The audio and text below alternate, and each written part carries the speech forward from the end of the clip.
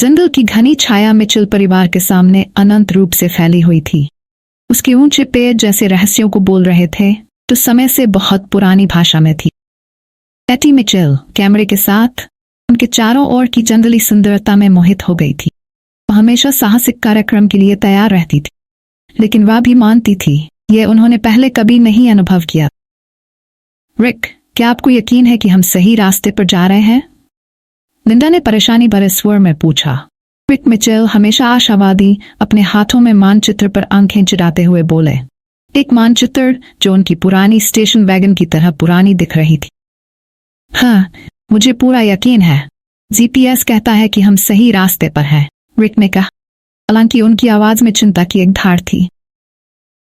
पापा, जीपीएस ने तो 10 मिनट पहले हमें एक झील से गुजरते हुए बताया था, अरोन ने इशारों से देखते हुए कहा, जो अब एक हरी रेखाओं के घुमाव रूप में दिखा रहा था। कैटी ने हंसी नहीं रोक सकी। क्लासिक मिचेल परिवार की रोड ट्रिप कहीं भी खो गए, लेकिन ये कोई साधारण रास्ता नहीं था। जंगल जीवित था, उसमें ऊर्जा की गूंज थी जो उनके गर्दन के बालों को खड़ा कर देती थी। जब वे और आगे बढ़े, उनके पीछे का सड़क लगता था घने पौधों द्वारा निगल गया। रिक ने स्थिति को हल्का बनाने की कोशिश की। कैटी की पसंदीदा हॉरर फिल्मों में वे बस रह रहे हैं के बारे में एक मजाक बनाया, लेकिन कार में बेचैनी स्पष्ट थी, हर बीते मिनट के साथ बढ़ती हुई। जल्द ही सड़क एक अचानक समाप्ति पर पहुंची। पेड़ उनके सामने एक अप्रवेश्य दीवार बना रहे थे। अच्छा, लगता है यहीं तक हम जा सकते हैं, रिक ने खुश ध्वनि में कहा। लेकिन किसी भी को जवाब देने से पहले कार की इंजन ठहर गई और बंद हो गई। अरे नहीं, अब नहीं, लिंडा ने अफसोस भरे स्वर में कहा, जबकि रिक ने बेकार में कार चालू करने की कोशिश की। कैटी हमेशा साहसिक सबसे पहले बाहर निकली। मायबे, हमें थोड़ा खोजना चाहिए जब तक पापा कार को ठीक करने की कोशिश करते हैं। कौन जानता है हम कितनी शानदार चीजें खोजेंगे। आरोन ने हिचकिचाते हुए ठहराव दिखाया।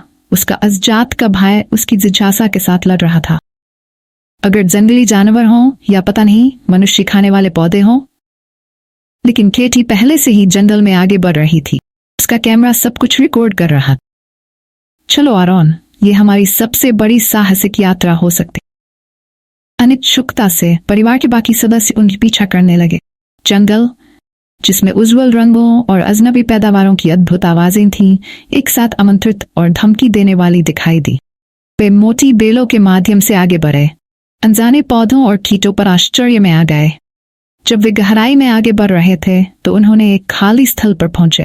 इसे भयानक स्वर्णिम प्रकाश में नहलाया गया। मध्य में एक विशाल पेड़ खड़ा था। इसकी छाल प्राचीन प्रतीकों से डंकी थी, लेकिन उनका ध्यान आकर्षित करने वाली चीज वहां बैठे हुए पशु थी। एक बिल्ली जिसकी बाल धीरे धीरे चमक रही थी, ऐसे वह भूत हो। बिल्ली ने उनकी ओर देखा जैसे वह उनकी आत्मा तक घुस रही हो।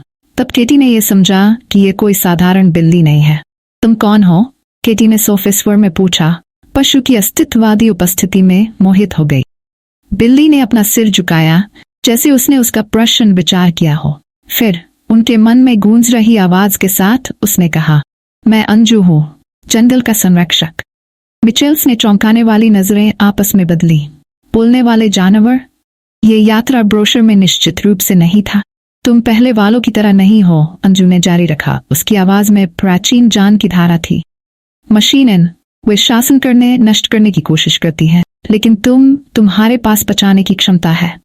लिंडा, जो हमेशा संदेहवादी रही है, ने पूछा, बचाना? क्या बचाना है? संतुलन, अंजू ने सीधे जवाब दिया। मशीनें वापस आ गई हैं और वे इस स्थान के समन्वय को खतरे में डालती हैं। तुम्हें उन्हें रोकना होगा। रिक, जो हमेशा आशावादी रहा है, अपनी छाती फुलाते हुए बोला, अच्छा, तुम सही परिवार के पास आए हो। हमें पहले भी मशीनों का सामना किया है, सही है बच्चों? लेकिन अंजू की नजर गंभीर रही। यह जंगल जीवित है, सब कुछ से जुड़ा हुआ है। अगर मशीनें सफल हो जाती हैं तो यह सिर्फ जंगल ही नहीं गिरेगा, यह अंत की शुरुआत होगी। अंजू के शब्दों का भार उन पर एक भारी कोहरा की तरह छा गया। केटी को एक ठंड शरीर में दौड़ गई। हमें क्या करना चाहिए? अंजू उठा, स्वर्णिम प्रकाश में चमकते हुए। मेरे पीछे आइए, तुम्हें बहुत कुछ सीखने की आवश्यकता है। इसके साथ भूतों की बिल्ली ने मिचेल्स को गहरे जंगल में ले जाया, जहां पेड़ ज्यादा घने हो गए थे और हवा अदृश्य ऊर्जा से गूंज रही थी। परिवार नजदीक थे, उनके पहले के संदेह और भय को एक बढ़ती हुई उद्दीप्ति के साथ बदल दिया। जब वे यात्रा करते थे तो अंजू ने उन्हें जंगल की मूल स्थापना की कहानियां सुनाई, जब मनुष्य और प्रकृति सहयोग से रहते थे, आत्माओं के ज्ञान के मार्गदर्शन में। लेकिन जब दुनिया बदली तो संतुलन भी बदल गया। जब तक मशीनें उठ नहीं गई जो वे समझ नहीं सकते